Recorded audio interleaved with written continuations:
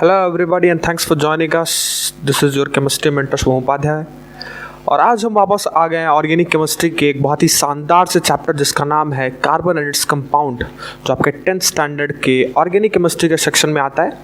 तो आज हम यहीं से स्टार्ट करेंगे। काफ़ी दिनों से वीडियो लेक्चर यार अवेलेबल नहीं थे चैनल पे, बट कोई बात नहीं, अब कंसिस्टेंसी मेंटेन करने की हमारी पूरी कोशिश रहेगी। तो दिस इज़ लेक्चर नंबर 1 और हम वापस से हमारी केमिस्ट्री की सीरीज़ को स्टार्ट कर रहे हैं और एक बहुत ही यार इंटरेस्टिंग, बहुत ही मज़ेदार, बहुत ही फन वाले चैप्टर को हम स्टडी करने जा रहे हैं जिसका नाम है carbon and its compound. So without wasting any more time let's get straight to our video. तो यार अभी हमारे चैप्टर का नेम ही है कार्बन एंड इट्स कंपाउंड। तो सबसे पहला काम हमारा क्या है कि कार्बन के बारे में थोड़ी सी बातें कर लें हम, ठीक है। तो कार्बन होता क्या है एक्चुअल में, ठीक है, और यार कार्बन की क्या क्या प्रॉपर्टीज़ हैं, मतलब बेसिकली ऊपर से थोड़ी थोड़ी बातें करेंगे कार्बन क्या होता है। फिर हम इन डेप्थ हमारे चैप्टर में जो कंटेंट है फिर हम उसको स्टडी करेंगे, ठीक है। तो अभी अगर हम कार्बन की बात करें यार, तो ये तो सबको पता है कि कार्बन हमारा एक पीरियोडिक टेबल का एलिमेंट है। पीरियोडिक टेबल आप आई होप आपने देखा होगा ना, क्लास 9 में आपको 20 एलिमेंट्स के बारे में बेसिक डिटेल्स तो दी जाती है कि 20 एलिमेंट्स होते हैं जिनके हमें नामों को याद रखना है। उनमें से कार्बन भी वन ऑफ द एलिमेंट था। तो यार कार्बन हमारे पीरियोडिक टेबल का एक ऐसा एलिमेंट होता है जिसको हम नॉन मेटल की कैटेगरी में कंसिडर करते हैं, यानी कार्बन हमारा एक नॉन मेटल है। तो कार्बन एक हमारा एलिमेंट है और ये एक नॉन मेटल है। अब इसको रिप्रेजेंट करने का जो सिंबल होता है वो सिंपली हम क्या करते हैं, सी से रिप्रेजेंट करते हैं, है ना। जैसे क्लास 9 में आप गए होंगे तो थोड़ा सा आपको ये डिटेल में बता दिया जाता है कि कार्बन के यानी जो भी तुम्हारे एलिमेंट होंगे उनको सिंबल से रिप्रेजेंट किया गया, ठीक है, जिसको पहले बोला गया डाल्टन्स एटॉमिक सिंबल्स। फिर उसके बाद और भी फिगर वगैरह से इंप्रूव होकर हम क्या करने लगे, उनके फर्स्ट लेटर्स उनको डिनोट करने लगे। तो कार्बन का जो सिंबल होता है यार वो बेसिकली सिंपल सा सी होता है, ठीक है। ये एक हमारा नॉन मेटल है। और यार कार्बन, ये जो चैप्टर है, सोचो कि कार्बन पे पूरा एक चैप्टर बन गया। तो यार ऐसा क्या है कार्बन में जैसे कार्बन पे पूरा एक चैप्टर बन गया। तो यार कार्बन जो होता है ना वो हमारे living things, even plant, humans, और हम जो यार फूड भी कंज्यूम करते हैं ना, तो उस फूड के अंदर भी कार्बन्स के बने हुए कंपाउंड पाए जाते हैं। तो यार कार्बन के कंपाउंड से जब हमारी जीविका भी चल रही है और देख रहे हो कि यार हमारा जो डेली बेसिस पे जो भी हमारे कंपाउंड हमारे आसपास हैं वो सभी कार्बन से मिलकर बनते हैं और जिसको हम ऑर्गेनिक कंपाउंड के नाम से जानते हैं। यानी सिंपली ऑर्गेनिक कंपाउंड ऐसे कंपाउंड जो कि कार्बन से मिलकर बने हो। तो अभी यार जब कार्बन से मिलके पूरा हमारा ऑर्गेनिक कंपाउंड ही बना है तो इसी के बेसिस पे हमारे केमिस्ट्री में एक अलग सी सीरीज बना दी गई जिसको हम बोलते हैं ऑर्गेनिक केमिस्ट्री। तो यार पढ़ना हमारे लिए तो काफ़ी इंपॉर्टेंट है क्योंकि हमारे डेली बेसिस पे भी हर जगह कार्बन के कंपाउंड्स पाए जाते हैं यार। तो डे टू डे लाइफ में भी अगर हम बात करें तो कार्बन के बहुत सारे कंपाउंड्स हमारे पास हैं। तो यार ये चैप्टर तो काफ़ी इंपॉर्टेंट है ही, ठीक है। और आपके एग्जाम पॉइंट ऑफ व्यू से सीबीएसई का थोड़ा सा फेवरेट चैप्टर हो जाता है क्योंकि ये ऑर्गेनिक केमिस्ट्री की स्टार्टिंग होती है आपके लेवल तक। तो यार कार्बन एंड कंपाउंड को बहुत अच्छे से पढ़ना है हमको, बहुत ही फन में पढ़ेंगे। फिलहाल थोड़ी सी डिटेल अगर हम जाने तो वापस रिपीट करूँ मैं, तो कार्बन एक हमारा पीरियोडिक टेबल का एलिमेंट होता है। इसका सिंबल सी होता है, इसको नॉन मेटल बोलते हैं, ठीक है। ये नॉन मेटल कैटेगरी में होता है। और जैसा कि मैं यहाँ लिखा हूँ कि all the living things, plant, animals are made up of carbon based compound which are also called organic compounds, ठीक है।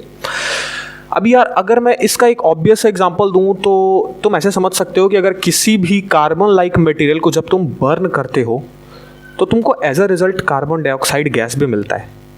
अब ये हमने फर्स्ट चैप्टर में थोड़ा सा देखा था कि कार्बन डाइऑक्साइड गैस को जब भी हम क्या करते हैं, मिल्की वाटर से जब हम पास करते थे, है ना, आई मीन जो कार्बन कैल्शियम हाइड्रोक्साइड का जो सोल्यूशन था, ठीक है, कैल्शियम हाइड्रोक्साइड जो सॉल्यूशन था, तो जब हम उसमें कार्बन डाइऑक्साइड गैस को पास करते थे तो वो थोड़ा सा मिल्की टर्न हो जाता था। तो यार तुम आसपास भी देख रहे हो कि यार कार्बन से रिलेटेड कंपाउंड तो हमारे आसपास पूरे भरे हुए हैं सराउंडिंग्स में, ठीक है। तो ऑब्वियसली थोड़ी सी बातें तो हम कार्बन के बारे में करेंगे ही। अब यार इतनी चीज़ें तो थोड़ी सी हमने कार्बन के बारे में जानी।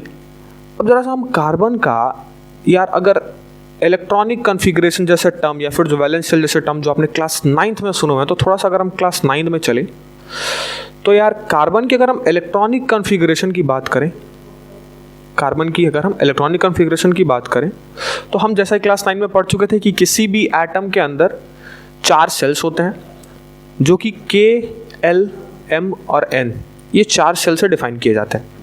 अब हमको पता था कि K सेल के अंदर maximum number of electron 2 electron को फिल किया जा सकता है ना। L के अंदर हम क्या कर सकते हैं, 8 इलेक्ट्रॉन को, ठीक है।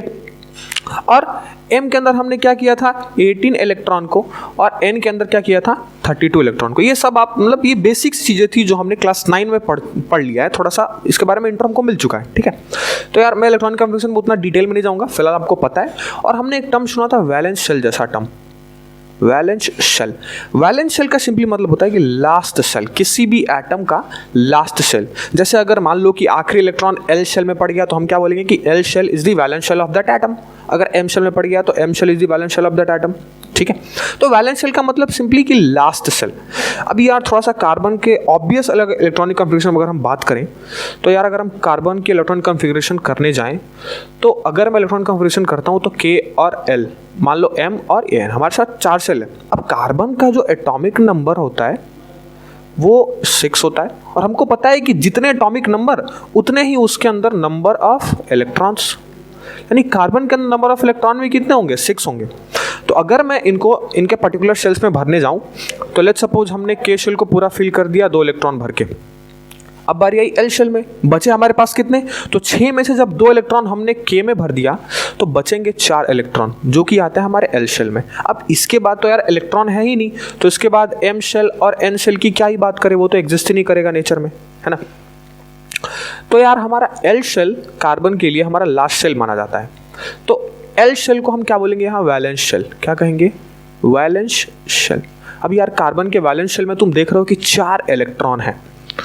और यार ऑब्वियसली क्लास 9 में एक और हमने रूल पढ़ा था जिसको हम बोलते हैं inert gas electronic configuration, inert gas electronic configuration. अब यार ये क्या है, जिसको सिंपली से ऑक्टेट रूल भी कहा जाता था। तो ऑक्टेट रूल के हिसाब से किसी भी एटम को नेचर में स्टेबल होने के लिए अपने वैलेंस शेल में या फिर लास्ट शेल में 8 इलेक्ट्रॉन की ज़रूरत होती है। लेकिन यार यहाँ वैलेंस शेल या फिर लास्ट इलेक्ट्रॉन तो L है, और L के अंदर तो 4 इलेक्ट्रॉन है। तो यार इसको क्या है कि 4 इलेक्ट्रॉन, इसके पास 2 पॉसिबिलिटी है। कार्बन जैसे कार्बन जो एटम होता है उसके पास 2 पॉसिबिलिटी ये होती है कि या तो वो अपने 4 इलेक्ट्रॉन को लूज कर दे या फिर वो 4 इलेक्ट्रॉन कहीं से गेन कर ले। अब यार ये 4 बहुत ही बड़ा संख्या इलेक्ट्रॉन के मामले में। यार 4 ना तो वो लूज कर सकता है, 4 ना तो वो गेन कर सकता है, क्योंकि यार ये दोनों काम करने के लिए उसको बहुत ही ज़्यादा लार्ज अमाउंट में एनर्जी की ज़रूरत पड़ेगी। तो यार इतनी ज़्यादा एनर्जी हम आखिर इस एटम को कहाँ से देंगे कि ये अपने इलेक्ट्रॉनिक कॉन्फ़िगरेशन को ये कंप्लीट कर पाए, यानी सिंपली कहे तो ऑक्टेट रूल को ये कंप्लीट कर पाए। तो यार इसके पास ये पॉसिबिलिटी तो नहीं है कि ये 4 इलेक्ट्रॉन को लूज करे या फिर 4 इलेक्ट्रॉन को गेन करे, ठीक है। अब यार लूज़ करना पॉसिबल इसलिए नहीं होता ना, थोड़ी सी और अगर मैं डेप्थ में बात करूं तो लूज़ करना पॉसिबल इसलिए होता है क्योंकि कार्बन जो एटम होता है यार वो बहुत ही छोटा साइज का एटम होता है, स्मॉलर साइज होता है इसके एटम का। तो यार ऑब्वियसली जो इसके न्यूक्लियस होंगे, अगर ये स्मॉलर साइज होगा इसके एटम का, तो इसके न्यूक्लियस इसके इलेक्ट्रॉन को बहुत टाइटली हेल्ड किए होंगे, मतलब बहुत ही टाइट पकड़े होंगे। तो यार इनको यहाँ से लूज करना या बाहर निकालना हमारे लिए पॉसिबल नहीं है, क्योंकि बहुत ज़्यादा अमाउंट में एनर्जी हमको देनी पड़ेगी। यार इतनी एनर्जी हम कहाँ से लाएंगे कि कार्बन के 4 इलेक्ट्रॉन को लूज किया जाए, और वैसे भी 4 एक बहुत ही बड़ा संख्या इलेक्ट्रॉन के मामले में, ठीक है। तो यार कार्बन तो फंस गया यहाँ के, फिर कार्बन का तो काम तमाम। कार्बन के पास क्या हो गए कि वैलेंस शेल में 4 इलेक्ट्रॉन हो गए। अब इसको 4 क्या करना है, या तो गेन करना है या फिर 4 इलेक्ट्रॉन क्या करना है, लूज करना है। अब इसके पास 2 ही पॉसिबिलिटीज हैं, ठीक है। लेकिन यार कार्बन ना तो 4 गेन कर सकता है ना लूज कर सकता है। क्यों? Due to energy consideration. Energy consideration का मतलब कि बहुत ही ज़्यादा अमाउंट में दोनों काम करने के लिए हमको बहुत ही ज़्यादा अमाउंट में एनर्जी को देना पड़ेगा। तो ड्यू टू या मैं इसको काट देता हूँ, एनर्जी कंसिडरेशन। अब यार इतनी ज़्यादा अमाउंट में एनर्जी कहाँ से लाएंगे कि हम उसको 4 इलेक्ट्रॉन या तो दे सकें या फिर उसे लूज करा सकें। तो फिर ये बात आई कि आखिर कार्बन आज नेचर में स्टेबल कैसे है। ऑब्वियसली अगर जब ऑक्टेट कंप्लीट होगा तभी वो स्टेबल है, और नेचर में स्टेबल रहता भी है हमारे कार्बन। तो ऐसा क्या हुआ जिससे कार्बन जो है वो हमारे नेचर में स्टेबल हो गया, यानी कि उसका ऑक्टेट आखिर कंप्लीट कैसे हुआ, ऑक्टेट रूल उसका कंप्लीट कैसे हुआ, उसके लास्ट सेल में 8 इलेक्ट्रॉन कैसे आए। तो यार इसका बहुत बड़ा थैंक्स जाता है हमारे कोवेलेंट बॉन्ड के कॉन्सेप्ट पे। कोवेलेंट बॉन्ड, जिसको आप थोड़ा सा मेटल और नॉन मेटल वाले चैप्टर में थोड़ा सा पढ़ चुके हैं आप लोग कि कोवेलेंट बॉन्ड होती क्या है। फिलहाल मैं थोड़ा सा और अभी बताऊंगा आगे, ठीक है। तो हम मान के चलते हैं कि अभी आपने कोवेलेंट बॉन्ड के बारे में कुछ नहीं जाना है, तो हम इसके बाद वाले स्लाइड में कोवेलेंट बॉन्ड को अच्छे से क्लियर करेंगे। तो यार यहाँ से क्या चीज़ पता लगी, अगर मैं इसको लाइन बाय लाइन एक प्रॉपर नोट्स में लिख दूँ तो हमको ये पता चला यहाँ से, ठीक है, कि कार्बन के वैलेंस शेल में हमारे पास 4 इलेक्ट्रॉन है। अब इसके पास 2 पॉसिबिलिटी है, या तो वो 4 इलेक्ट्रॉन को गेन कर ले कहीं से, या फिर 4 इलेक्ट्रॉन को लूज कर ले कहीं से। पर ना तो ये गेन करता है ना ही ये लूज करता है। क्यों? क्योंकि यार ये दोनों काम करने के लिए हमको बहुत ही ज़्यादा अमाउंट में एनर्जी चाहिए। ड्यू टू मैं यहाँ वापस से लिखता हूँ, due to it required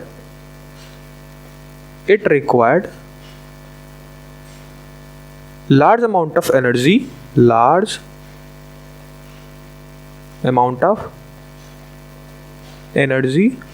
to do so। मतलब ये काम करने के लिए उसको बहुत ही ज़्यादा अमाउंट की एनर्जी चाहिए, जो कि यार पॉसिबल नहीं है कि हम दे सकें, ठीक है। तो अभी हम बात करेंगे कि ये कोवेलेंट बॉन्डिंग का कॉन्सेप्ट क्या होता है। तो कार्बन हमेशा क्या करता है, अपने ऑक्टेट को कंप्लीट करने के लिए, ध्यान से सुनिएगा, अपने ऑक्टेट को कंप्लीट करने के लिए कोवेलेंट बॉन्डिंग जैसे कॉन्सेप्ट का इस्तेमाल करता है। अपने ऑक्टेट को कंप्लीट करने के लिए क्या करता है, कोवेलेंट बॉन्डिंग करता है। अब कहोगे सर आप उसी टाइम से रिपीट कर रहे हैं कोवेलेंट बॉन्डिंग, अब बता भी दीजिए कोवेलेंट बॉन्डिंग क्या होता है।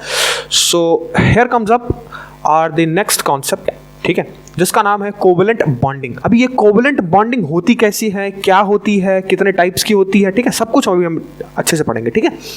अगर मैं थोड़ा सा कोवेलेंट बॉन्डिंग पे बात करूं तो कोवेलेंट बॉन्डिंग एक छोटा सा मैंने यहाँ एक डेफिनेशन लिखा है, थोड़ा सा पढ़ो आप उसको। The chemical bond that involve sharing of electron pairs between 2 atom. कहने का मतलब क्या है, इसको पढ़ो, इसको involve sharing of electron pairs. Sharing का मतलब कि बांट देना, मतलब कि ना ही वो इलेक्ट्रॉन को कंप्लीटली ट्रांसफर कर रहा है, ठीक है, और ना ही वो दूसरे से इलेक्ट्रॉन को ले रहा है। मान लो लेट्स सपोज यहाँ कोई एक एटम और यहाँ एक एटम है, ठीक है, तो ना ही वो उससे कंप्लीटली सारा इलेक्ट्रॉन ले रहा है, ठीक है, और ना ही अपने से ट्रांसफर कर रहा है। ये शेयर का काम कर रहे हैं, किसके, शेयर का काम कर रहे हैं। अभी हम देखेंगे कि कोवेलेंट बॉन्डिंग डेप्थ में कैसे क्लियर होगा। देखो मैं बताता हूँ आपको बहुत आसान तरीके से, ठीक है, कोवेलेंट बॉन्डिंग क्या होती है। लेट्स सपोज अगर मैं बात करूँ, ठीक है, कि H2 हमारे नेचर में ये एग्जिस्ट, हाइड्रोजन की बात कर लेते हैं मान लो, ठीक है, H2 हाइड्रोजन हमेशा डाई एटॉमिक स्टेट में होता है, हम सबको पता है, ठीक है। अगर तुमसे कोई कहे कि जरा सा H2 के बारे में हमको कुछ बताओ, तो यार H2 के बारे में अगर हम पहली बात ही करेंगे ना, तो वो क्या होता है कि सिंपली ये कोवेलेंट बॉन्डिंग से एक दूसरे से बंधे होते हैं। अगर मैं H2 का स्ट्रक्चर देखूं तो H2 का स्ट्रक्चर यार लेविस डॉट स्ट्रक्चर से डिफाइन होता है। लेविस डॉट स्ट्रक्चर, इसको भी क्लास 9th में थोड़ा सा बता दिया गया है आपको, लेविस डॉट स्ट्रक्चर होता क्या है, ठीक है। क्या होता है कि एलिमेंट लेते हैं, मान लो लेट्स सपोज ये कोई एटम है और इस पे जितने भी इलेक्ट्रॉन होते हैं उसको हम क्या करते हैं, डॉट से रिप्रेजेंट करते हैं, ठीक है, और जो डोनर होता है उसको हम क्रॉस से रिप्रेजेंट करते हैं। फिलहाल इतना डिफरेंट नहीं जाएंगे, हम बस ये समझेंगे कि लेविस डॉट स्ट्रक्चर होता क्या है। तो लेविस साहब थे एक साइंटिस्ट, उन्होंने एटम के ऊपर उनके इलेक्ट्रॉन का रिप्रेजेंटेशन दिया डॉट से, ठीक है। अगर मैं तुमसे बात करूं कि H2 के बारे में कुछ बताओ, तो मैंने यहाँ पॉइंट लिखा कि ये कोवेलेंट बॉन्डिंग से बंधे होते हैं, ठीक है। कैसे? क्योंकि यहाँ देखो हाइड्रोजन के 2 मॉलिक्यूल हैं, तो मान लो लेट्स सपोज एक हाइड्रोजन यहाँ हो गया, एक दूसरा हाइड्रोजन यहाँ हो गया। अब हमको पता है कि हाइड्रोजन का एटॉमिक नंबर 1, तो इसके अंदर नंबर ऑफ इलेक्ट्रॉन भी 1 ही होंगे। अब यार ऑक्टेट रूल या फिर स्टेबिलिटी की बात करें हम, ऑक्टेट रूल अभी भूल जाओ, ठीक है, ऑक्टेट रूल को छोड़ो, हम स्टेबिलिटी की बात करते हैं, ठीक है, कि यार इस नेचर में सबको स्टेबल होना चाहता है, इवन हम भी चाहते हैं पढ़ लिख के अच्छा कमाए, शादी वादी हो, ठीक है, घर वर बने हमारा बढ़िया। तो यार हम सब चाहते हैं कि नेचर में हम भी क्या है, स्टेबल हो। वैसे एलिमेंट भी चाहते हैं कि हम भी स्टेबल रहें यार, शांति से रहें, ठीक है, सुख समृद्धि रहे हमारे ज़िंदगी में। तो स्टेबल होने के लिए ना उस एटम के पास 2 तरीके हैं, या तो वो कहीं से अपना डुप्लेट कंप्लीट कर ले, या तो वो कहीं से अपना ऑक्टेट कंप्लीट कर ले। मैंने कार्बन के बारे में सिर्फ ऑक्टेट के बारे में बात की थी, ठीक है। यहाँ एक डुप्लेट भी होता है, याद रखिएगा आप भी। स्टेबिलिटी के लिए, स्टेबल होने के लिए दो पॉसिबिलिटी होती है किसी भी एटम के पास, या तो वो अपना डुप्लेट कंप्लीट कर ले या तो वो अपना ऑक्टेट कंप्लीट कर ले। डुप्लेट मतलब कि या तो उसके लास्ट शेल में, याद रखिएगा, वैलेंस शेल यानी लास्ट शेल में 2 इलेक्ट्रॉन हो, या फिर उसके लास्ट शेल में 8 इलेक्ट्रॉन हो। ऑक्टेट होंगे जब 8 इलेक्ट्रॉन होगा, और 2 इलेक्ट्रॉन होगा तो उसको हम बोलते हैं डुप्लेट। अभी यार हाइड्रोजन तो ठीक है कोशिश करेगा कि हम अपना डुप्लेट ही कंप्लीट कर लें, 2 ही इलेक्ट्रॉन पाले, लेकिन हाइड्रोजन के पास हैं कितने? 1 इलेक्ट्रॉन, ठीक है। क्योंकि हाइड्रोजन का एटॉमिक नंबर क्या होता है? हाइड्रोजन का एटॉमिक नंबर 1 होता है, तो इसके अंदर 1 इलेक्ट्रॉन। अब ये कोशिश करें कि हम अपना क्या करें? डुप्लेट को कंप्लीट कर लें। किसको? डुप्लेट को कंप्लीट कर लें। तो हाइड्रोजन क्या करता है? हाइड्रोजन को डुप्लेट कंप्लीट करने के लिए, ठीक है, हाइड्रोजन जैसे एटम को डुप्लेट कंप्लीट करने के लिए इसके पास ऑलरेडी 1 इलेक्ट्रॉन है, और 1 इलेक्ट्रॉन अगर कोई इसको और दे दे बाहर से, तो ये दोनों क्या हो जाएंगे? मिलके और डुप्लेट अपना कंप्लीट कर लेंगे। तो लेट्स सपोज मैंने H2 यहां ड्रॉ किया था, ठीक है, H2, इसको मैं अच्छे से लिखता हूं H2, ठीक है। मैंने यहां बात की थी H2 की। अब अगर मैं इससे कहूं कि थोड़ा सा इसका स्ट्रक्चर बताओ, इसके बारे में बताओ, तो मैं बताया कि ये कोवेलेंट बॉन्डिंग से एक दूसरे से बंधे होते हैं। किससे? कोवेलेंट बॉन्डिंग से। अभी कैसे होता है मैं अभी आपको बताता हूं, ठीक है। तो मैं थोड़ा सा अगर H2 के बारे में बात करूं तो यहां 2 हाइड्रोजन के मॉलिक्यूल है, मतलब सिंपली एक हाइड्रोजन यहां, सॉरी एटम, एक हाइड्रोजन यहां, 2 हाइड्रोजन के एटम है यहां, ठीक है। एक हाइड्रोजन यहां और एक हाइड्रोजन यहां। अब लेविस डॉट स्ट्रक्चर के हिसाब से लेविस साहब ये कहते हैं कि इनके अंदर जितने इलेक्ट्रॉन है उनको एक डॉट से इनके सामने लिख दो ऐसे। तो इस हाइड्रोजन के पास 1 इलेक्ट्रॉन है, तो मैंने इसके डॉट को यहाँ लिख दिया। सिमिलरली इस हाइड्रोजन के पास 1 इलेक्ट्रॉन होंगे, तो इसका डॉट को मैंने यहाँ लिख दिया। अब मैं क्या किया, इन दोनों के अंदर मैंने क्या किया, बोला कि इन दोनों एटम को, ये दोनों एटम क्या किए कि नेचर में पास आए और बोले कि भाई सुन, मेरे पास 1 इलेक्ट्रॉन है और तेरे पास भी 1 इलेक्ट्रॉन है, मुझे भी 1 इलेक्ट्रॉन की जरूरत है और तुझे भी 1 इलेक्ट्रॉन की जरूरत है।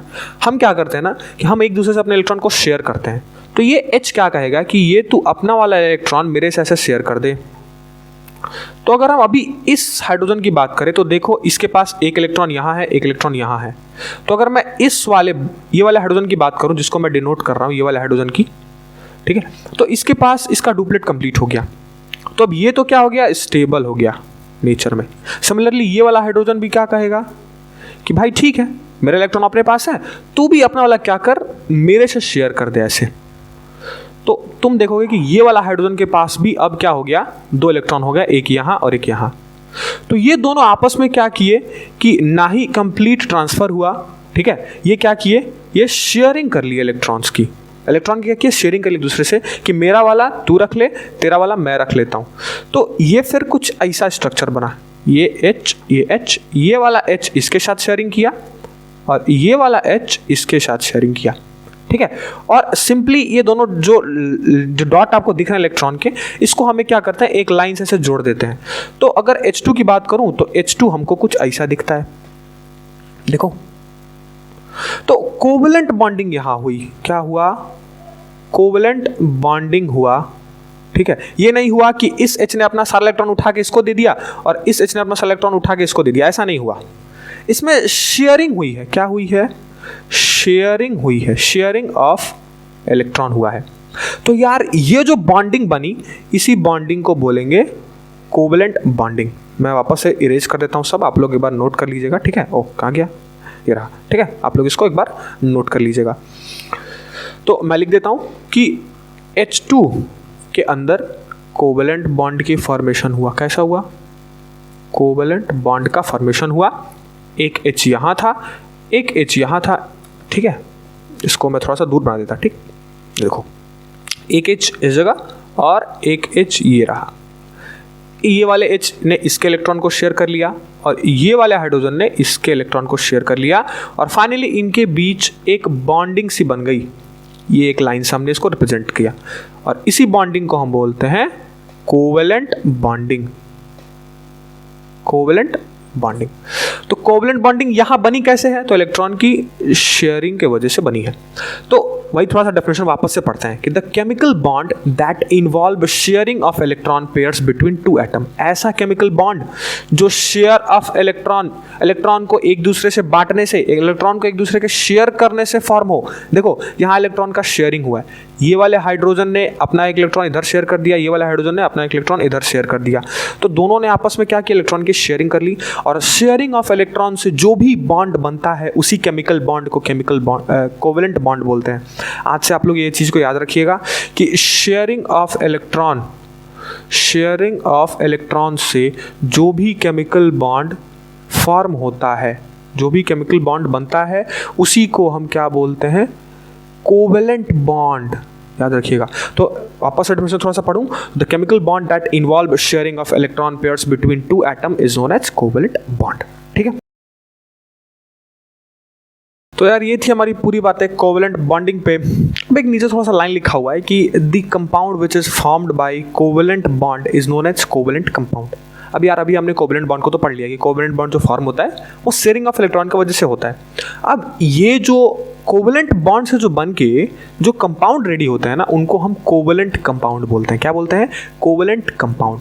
यार जैसे आपने थोड़ी सी अगर मैं बात करूँ तो आयनिक बॉन्ड के बारे में थोड़ा सा पढ़ा होगा अपने मेटल नॉन मेटल में। आयनिक बॉन्ड में क्या होता है कि कंप्लीट ट्रांसफर हो जाता है, किसका, इलेक्ट्रॉन का, यानी इलेक्ट्रॉन उठ के एक एटम से दूसरे एटम पे चले जाते हैं। ठीक है, तो उसमें कंप्लीट ट्रांसफर होता था। लेकिन कोवेलेंट बॉन्ड जो होता है, ठीक है, कोवेलेंट बॉन्ड उसके अंदर कंप्लीट ट्रांसफर नहीं होता है, उसके अंदर शेयरिंग ऑफ इलेक्ट्रॉन्स होते हैं। अभी मैं बताया भी, ठीक है, और आपको डेफिनेटली समझ में भी आ गया होगा कि कोवेलेंट बॉन्ड होता क्या है। अब ये कोवेलेंट बॉन्ड से बनने वाले जितने भी कंपाउंड होते हैं नेचर में, उनको एक खास नाम दिया जाता है और उनका नाम होता है कोवेलेंट कंपाउंड। ठीक है, बस मैं इतना ही कहना था और कुछ ज़्यादा उसमें कुछ रॉकेट साइंस नहीं है। ठीक है, तो हमने ये पूरी बातें कोवेलेंट बॉन्डिंग पे कर ली। ठीक है, अब थोड़ा सा हम कोवेलेंट बॉन्ड के टाइप्स को पढ़ लेते हैं। ठीक है, थोड़ा सा जान लो आप ये, तो types of covalent bond, types of covalent, sorry थोड़ा सा अच्छे से लिखता है इसको मैं, types of covalent bond, types of covalent bond. ठीक है, बस हम टाइप्स को देखते हैं। कोवेलेंट बॉन्ड 3 टाइप के होते हैं। एक होता है single covalent bond, single covalent bond, एक होता है डबल कोवेलेंट बॉन्ड, और एक लास्ट होता है हमारा triple covalent bond, triple covalent bond. ठीक है, अब single covalent bond, double covalent bond, triple covalent bond. अभी सिंगल कोवेलेंट बॉन्ड क्या होता है, डबल कोवेलेंट बॉन्ड क्या होता है, ट्रिपल कोवेलेंट बॉन्ड क्या होता है, अभी हम थोड़ा सा एक स्ट्रक्चर लाइन बाय लाइन इनके ना प्रॉपर कॉमन से एग्जांपल्स हम इनको भी समझ लेंगे। ठीक है, इसमें कुछ ज़्यादा उतना बड़ा रॉकेट साइंस कुछ नहीं है, बस थोड़ी सी आप देखते जाइए, आगे आप खुद ही समझ में आने लगेगा। ठीक है, सिंगल कोवेलेंट बॉन्ड कैसे बनता है, डबल कोवेलेंट बॉन्ड कैसे बनता है और ट्रिपल कोवेलेंट बॉन्ड कैसे बनता है। वैसे यार हमने सिंगल के बारे में तो अभी बात कर ही ली थी। जैसे अगर मैं H2 की बात में किया था तो मैंने एक बार और बता दूँ, एक H अपना एक इलेक्ट्रॉन लेके यहाँ आएगा, एक H अपना इलेक्ट्रॉन लेके यहाँ आएगा, ये वाला एक दूसरे से ऐसे शेयर कर लेंगे, ये वाला एक दूसरे से ऐसे शेयर कर लेंगे, और इनके बीच एक पेयर शेयर हुआ है। पेयर का मतलब ना देखना 2 इलेक्ट्रॉन, देखो यार ये भी इलेक्ट्रॉन और ये भी इलेक्ट्रॉन है ना, तो जोड़े में इलेक्ट्रॉन शेयर हो रहे हैं ना, तो 1 पेयर ऑफ इलेक्ट्रॉन जब यहाँ शेयर हुआ है तो ऐसे एक लाइन बनी है H और H के बीच, देखो एक ये सिंगल लाइन बनी है, सिंगल लाइन, तो इसको हम बोलेंगे, ये सिंगल लाइन है ना, तो एक H और H के बीच क्या बनी है, सिंगल लाइन बनी है, तो इसको हम बोलेंगे single covalent bond, single covalent bond. अब डबल कोवेलेंट बॉन्ड, तो डबल कोवेलेंट बॉन्ड के वो एग्जांपल ले लो, लेट्स सपोज O2 ले लो, O2, ठीक है, O2 के मॉलिक्यूल का एग्जांपल ले लेते हैं। ठीक है, तो ये क्या फॉर्म करता है, O2 के अंदर डबल कोवेलेंट बॉन्ड होता है। ठीक है, O2 मतलब कि ऑक्सीजन, ऑक्सीजन का एटॉमिक नंबर कितना होता है, तो 8। तो जब हम इलेक्ट्रॉनिक कॉन्फ़िगरेशन करेंगे तो हमको पता लगता है कि ऑक्सीजन के अंदर वैलेंस शेल में 6 इलेक्ट्रॉन है। तो आओ ऑक्सीजन के लास्ट शेल के इलेक्ट्रॉन ड्रॉ कर लो ऐसे, 1 2 3 4 5 6। ठीक है, एक ऑक्सीजन एटम यहाँ और दूसरा ऑक्सीजन एटम यहाँ, 1 2 3 4 5 6। ठीक है, तो O2 था तो 2 हमने ऑक्सीजन एटम ड्रॉ कर लिया। अब क्या ये ऑक्सीजन एटम को क्या चाहिए, ये वाले ऑक्सीजन एटम को 2 इलेक्ट्रॉन और चाहिए और ये वाले को भी 2 इलेक्ट्रॉन और चाहिए, तो ये दोनों क्या करेंगे, आपस में कहेंगे भाई आ जाओ शेयर कर लेते हैं, तो ये वाला ऑक्सीजन इसके साथ ऐसे इलेक्ट्रॉन की शेयरिंग कर लेगा। ठीक है, और ये वाला ऑक्सीजन इसके 2 इलेक्ट्रॉन की शेयरिंग कर लेगा। अब इसके बीच तुम देख रहे हो तो 2 पेयर शेयर हो रहा है, एक ये और एक ये, और एक ये और एक ये, तो ऐसे और ऐसे दो पेयर शेयर हुए हैं। तो तुम देख रहे हो कि O2 के बीच ऐसे डबल वाली लाइन आ गई, यहाँ क्या आ गई, डबल लाइन आ गई, डबल लाइन आ गई यहाँ, तो इसको बोलते हैं डबल कोवेलेंट बॉन्ड। ठीक है, तो सिंगल कोवेलेंट बॉन्ड कब फॉर्म होता है, जब एक पेयर ऑफ इलेक्ट्रॉन शेयर हो। डबल कोवेलेंट बॉन्ड कब फॉर्म होता है, जब दो पेयर ऑफ इलेक्ट्रॉन शेयर हो। ठीक है, और ट्रिपल कोवेलेंट बॉन्ड की अगर बात कर लूँ तो इसका तुम एग्जांपल ले लो, लेट्स सपोज N2 ले लो, N2। ठीक है, N2 ले लो, नॉर्मल कॉमन से एग्जांपल में अगर हम N2 की बात करें तो नाइट्रोजन क्या होता है, नाइट्रोजन का एटॉमिक नंबर 7, तो इसके अंदर इलेक्ट्रॉन भी कितने, याद रखिएगा जितने एटॉमिक नंबर उतने नंबर ऑफ इलेक्ट्रॉन, तो एटॉमिक नंबर 7 तो 7 इलेक्ट्रॉन इसके अंदर होंगे। तो यहाँ लेट्स सपोज एक N को मैं यहाँ ड्रॉ कर लेता हूँ। ठीक है, आ जाओ, 7 इलेक्ट्रॉन है, तो 7 इलेक्ट्रॉन जरा इलेक्ट्रॉनिक कन्फिगरेशन पहले कर लो। ठीक है, अब हम पहले इलेक्ट्रॉनिक कन्फिगरेशन कर लेते हैं। इलेक्ट्रॉनिक कन्फिगरेशन करेंगे तो इसका होगा 2,5, यानी वैलेंस शेल में 5 इलेक्ट्रॉन, कितने, 5 इलेक्ट्रॉन। ठीक है, हमको पता चल गया कि नाइट्रोजन के वैलेंस शेल में कितने इलेक्ट्रॉन, 5 इलेक्ट्रॉन। तो एक नाइट्रोजन अपने 5 इलेक्ट्रॉन लेके ऐसे यहाँ आएगा, 1 2 3 यहाँ। ठीक है, दूसरा नाइट्रोजन क्या करेगा, ये भी अपने 5 इलेक्ट्रॉन लेके ऐसे नेचर में यहाँ आएगा। अब क्या करेंगे, इस नाइट्रोजन को भी कितने के इलेक्ट्रॉन की जरूरत है, 3 की जरूरत है, और इस नाइट्रोजन को भी कितने इलेक्ट्रॉन की जरूरत है, 3 की जरूरत है। किसके लिए, ऑक्टेट कंप्लीट करने के लिए। तो ये नाइट्रोजन इससे बोलेगा भाई अपना ये 3 तू अपना मेरे को शेयर कर दे, और ये नाइट्रोजन बोलेगा भाई सिमिलरली तू भी अपना 3 मेरे को ऐसे शेयर कर दे। अब इसके बीच देख रहा हो तो 3 पेयर शेयर हो रहे हैं, 3 जोड़े, ये 1 जोड़ा, ये 2 जोड़ा और ये 3 जोड़ा, तो इनके बीच 3 लाइन ऐसे ड्रॉ कर दो। अब तुम देख रहे हो तो N2 के बीच ऐसे ट्रिपल बॉन्ड है, यहाँ देखो 3 लाइन है, यहाँ देखो ट्रिपल लाइन है, यहाँ कितनी है, ट्रिपल, 3 लाइन है, 3। तो यहाँ बॉन्डिंग कैसी होगी, ट्रिपल कोवेलेंट बॉन्ड। कोवेलेंट क्यों, क्योंकि शेयर हुआ है इलेक्ट्रॉन। क्यों, वापस से रिपीट कर रहा हूँ, क्योंकि शेयर हुआ है। तो याद रखना, सिंगल कोवेलेंट बॉन्ड तब फॉर्म होता है जब सिंगल पेयर शेयर हो। डबल कोवेलेंट बॉन्ड तब फॉर्म होता है जब 2 पेयर ऑफ इलेक्ट्रॉन शेयर हो। ठीक है, और ट्रिपल कोवेलेंट बॉन्ड कब फॉर्म होता है, जब 3 पेयर ऑफ इलेक्ट्रॉन शेयर हो। तो this is all about your covalent bond. ठीक है, वैसे लेक्चर को मैं काफ़ी लंबा खींचूंगा नहीं, तो नेक्स्ट लेक्चर में हम वर्सेटाइल नेचर ऑफ कार्बन, ये एक्चुअली क्या होता है, यहाँ से एक्चुअल में आपका चैप्टर यहाँ से स्टार्ट होता है। ठीक है, तो हम इसके बारे में आने वाले लेक्चर्स में धीरे धीरे डील करेंगे। ठीक है, वैसे ऑर्गेनिक केमिस्ट्री से काफ़ी कुछ रिमूव हो चुका है, तो हम कोशिश करेंगे, ठीक है, कि जितना आए सिलेबस तक उससे थोड़ा सा ज़्यादा ही आपको पढ़ाएं, क्योंकि यार बहुत ही गंदे तरीके से सीबीएसई ने सिलेबस को सबको रिमूव किया है। जो ज़रूरत नहीं है उसको वो डाल दिया है, और जो ज़रूरत है यार आने वाली क्लासेस में, बड़ी क्लासेस में, उसको हटा दिया है वो। ठीक है, तो फिलहाल हम कोशिश करेंगे कि जितना तक हम पढ़ा सके उतना तक हम पढ़ें। ठीक है, अच्छे से कंसिस्टेंसी मेंटेन करके। और यार एक और बात बता दो, को यहाँ लिखा है कि for handwritten notes check description. मेरा पर्सनली जो हैंड रिटन नोट्स हैं, ठीक है, वो मैं इस वीडियो लेक्चर के डिस्क्रिप्शन में जल्द ही अवेलेबल कर दूंगा, आप लोग डिस्क्रिप्शन चेक करते रहिएगा। ठीक है, तो फॉर हैंड रिटन नोट्स यहाँ है आपका। ठीक है, आप एक बार डिस्क्रिप्शन चेक कर लीजिएगा। ठीक है, लिंक मिलेगी वहाँ, हाथ से लिखे हुए मेरे, ठीक है, एकदम अच्छे क्वालिटी वाले नोट्स और बहुत ही ईजी वे में, ईजी पीजी नोट्स है। ठीक है, तो आप लोग उसको एक बार देख लीजिएगा। ठीक है, all the way subscribe to Matrix classes. Till then मिलते हैं हमारे नेक्स्ट वीडियो में। Thank you, take care.